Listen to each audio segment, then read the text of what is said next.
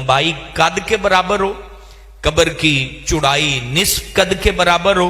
लेकिन अब चूंकि संदूक बनता है तो जगह भी इतनी ज्यादा नहीं मिलती, जितनी हो आप बना सकते हैं। गहरी इतनी हो कि कम से कम निस्फ कद जितनी कि बंदा बैठ सकता हो, इतनी गहरी होनी चाहिए।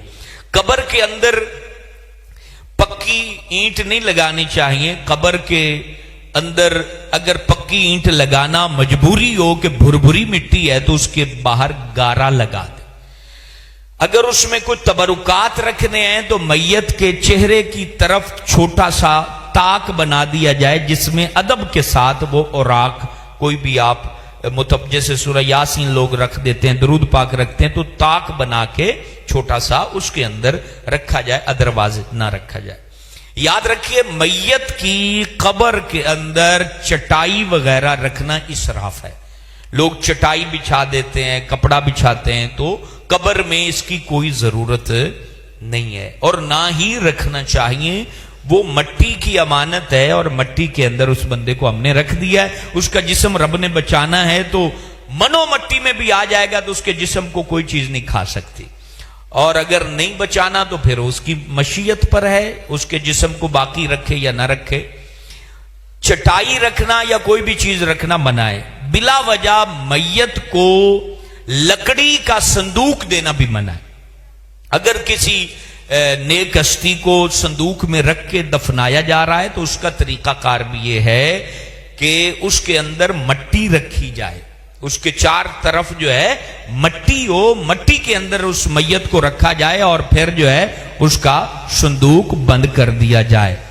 अब उसके अंदर मैयत को रखने का जो सुन्नत तरीका है, कब्र के किबला की तरफ उसकी चारपाई रखी जाए, किबले की तरफ चारपाई रखी जाए, और नेक बरगुजीदा बंदे जो हैं वो वहां पर उसके रिश्तेदार बिलखुसूस वो खड़े हों और वो उसको कब्र के अंदर उतारें। गौर से सुनिएगा, कब्र में जब उतारें तो ये लफ्ज बोलें, बिस्मिल्लाह।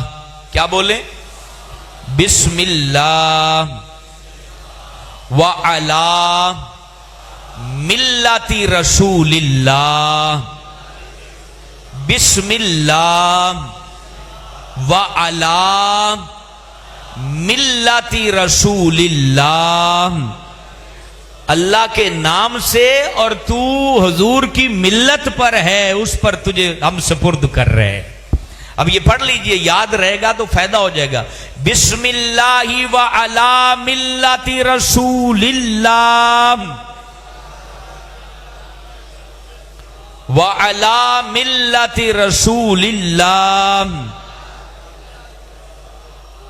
कब्र की किबला रुख चारपाई रखनी है, उल्टी जानिब नहीं रखनी, पैरों की तरफ नहीं रखनी। किबला रुख चारपाई रख के तो उसकी मैयत को उतार देना। जब उतार दिया, अब उसके बंद खोल दे। बंद खोलने के बाद उसके ऊपर सलीबे रखें।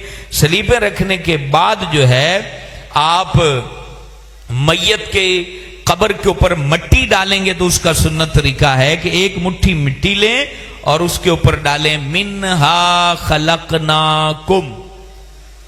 पढ़िए, मिन्हा खलकनाकुम। दूसरी मुट्ठी पे पढ़ें वफीहा नुईदुकुम। तीसरी मुट्ठी उठाएं, कहें वमिन्हा नुखरिजुकुम तारतन उखरा, वमिन्हा नुखरिजुकुम तारतन उखरा। अब कब्र आपने बना दी, कई लोग बहुत बड़ा ढेर बना देते हैं। नॉर्मल सी कब्र बनाएं, ज्यादा ऊंची भी ना बनाएं, बल्कि ऊंट की कोहान जितनी जो कब्र होती है तकरीबन 1.5 बलिश्त उतनी ऊंची रखें। कब्र में जब दफना चुके हैं तो पानी डालें ताकि मिट्टी जम जाए। पानी डालने के बाद फूल डालें, क्योंकि फूल अल्लाह की तस्बीह करते हैं तो मैयत को उनसियत मिलती है। उसके बाद कब्र के सिराने खड़े होकर कहें कुल ला इलाहा इल्लल्लाह। उसके पास बाकी लंबे अल्फाज हैं, वक्त भी नहीं है, आपको याद भी नहीं होगा। आप उसका नाम लेकर पुकारें, या फुला बिन फुला, या फुला बिन फुला, उसका नाम लें। جب 3 دفعہ نام لیں ماں کے نام کے ساتھ، یا فلاں بن فلاں، یا فلاں بن فلاں نام لے کر پکارا آپ نے، اس کے بعد کہیں قل لا الہ الا اللہ، کہ اللہ ایک ہے، اس کے علاوہ کوئی معبود نہیں، قل لا الہ الا اللہ، اتنی بات آپ کہہ دیں، یہ اللہ تعالیٰ اس کے لیے کفایت کرے گا۔ باقی تلقین کے الفاظ اور بھی ہیں عربی کے اندر، وہ پھر موقع ملا تو آپ کو بتاؤں گا۔ تدفین کے بعد جو ہے کوشش کیجئے وہاں اگر اس کا کوئی بچہ، اس کا کوئی والد بیٹھ جائے کچھ دیر کے لیے، درود پاک پڑھیں، کیونکہ فرمایا گیا میت کے پاس اتنی دیر بیٹھیں جتنی دیر جو ہے وہ اونٹ کو ذبح کر کے اس کا گوشت تقسیم کر لیا جائے، اتنا وقت اس کے پاس بیٹھا جائے تاکہ اس کو انسیت ہو اور وہاں ذکر کیا جائے، مقصد قرآن پڑھا جائے، نہیں تو کم از کم اتنا تو ہو کہ اس کے سرانے کی طرف سورہ بقرہ کا پہلا رکوع اور اس کے پیروں کی طرف بیٹھ کر جو ہے وہ سورہ بقرہ کے آخری رکوع کو تلاوت کریں۔ اس کے بعد گھر آئیں تو